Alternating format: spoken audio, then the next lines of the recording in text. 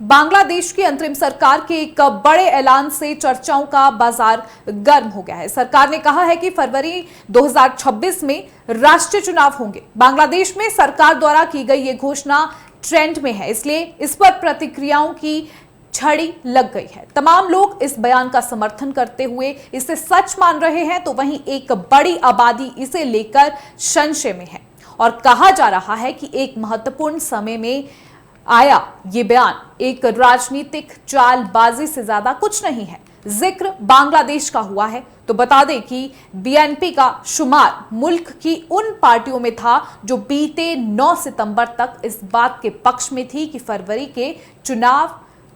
में ही चुनाव होने चाहिए। इसके उलट अंतरिम सरकार के कई करीबी दल, जिसमें मुख्य रूप से जमाते इस्लामी बांग्लादेश और जुलाई मूवमेंट के छात्रों द्वारा गठित नेशनल सिटीजन्स पार्टी शामिल है, ये नहीं चाहते कि मुल्क में अभी चुनाव हो।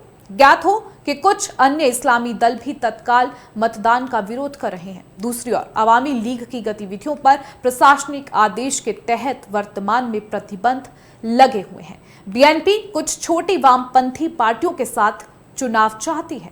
बता दें कि बांग्लादेश का राजनीतिक परिदृश्य पिछले 1 वर्ष से लगातार बदलावों का शिकार रहा है। 2024 के अगस्त में छात्र नेतृत्व वाले बड़े आंदोलन ने प्रधानमंत्री शेख हसीना की 15 वर्ष पुरानी सत्ता को उखाड़ फेंका।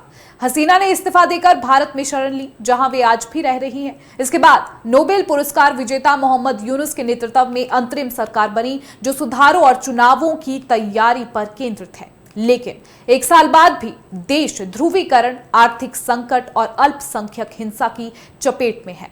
आपको बता दें कि हसीना के जाने के 3 दिन बाद 8 अगस्त 2024 को मोहम्मद यूनुस को मुख्य सलाहकार बनाया गया। उनकी अंतरिम सरकार ने राज्य के बुनियादी ढांचे को बहाल किया, लेकिन चुनौतियां बरकरार हैं। यूनुस ने 6 आयोग गठित किए जो चुनाव, न्यायपालिका, प्रशासन और पुलिस सुधारों पर काम कर रहे हैं। 5 अगस्त 2025 को जुलाई घोषणा जारी की गई, जिसमें प्रमुख सुधारों का रोड मैप है।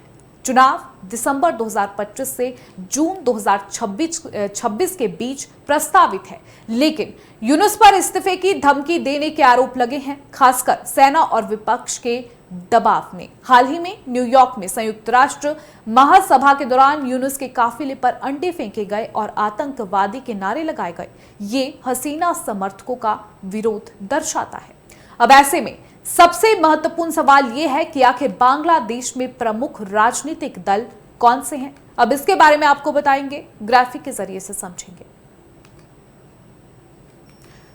तो बता दें, पहला है अवामी लीग। हसीना के नेतृत्व में कमजोर लेकिन सक्रिय है। पार्टी पर आतंकवाद विरोधी कानून के तहत प्रतिबंध है। समर्थक हसीना की वापसी की मांग कर रहे हैं। दूसरा है बांग्लादेश नेशनलिस्ट पार्टी यानी बीएनपी।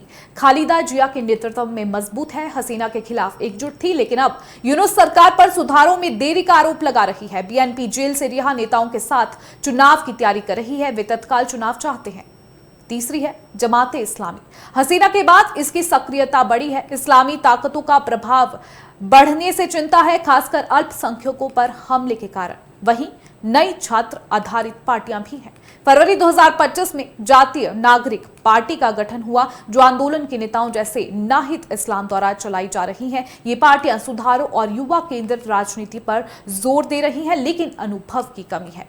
वहीं सेना की भूमिका भी महत्वपूर्ण है। हसीना के बाद पुलिस में अविश्वास बढ़ा, कई अधिकारी ड्यूटी से भागे। सेना सुधारों का समर्थन कर रही, लेकिन राजनीतिक हस्तक्षेप के आरोप है। ऐसे में अब बांग्लादेश में भविष्य में चुनाव सफल होने पर ही लोकतंत्र मजबूत हो सकता है, लेकिन ध्रुवीकरण और इस्लामी प्रभाव से अस्थिरता का खतरा है। यूनुस सरकार को त्वरित सुधारों से जनता का भरोसा जीतना होगा। बांग्लादेश दूसरी आजादी की उम्मीदों को पूरा कर पाएगा या नहीं, अब ये तो 2026 में होने वाले चुनाव ही तय कर पाएंगे।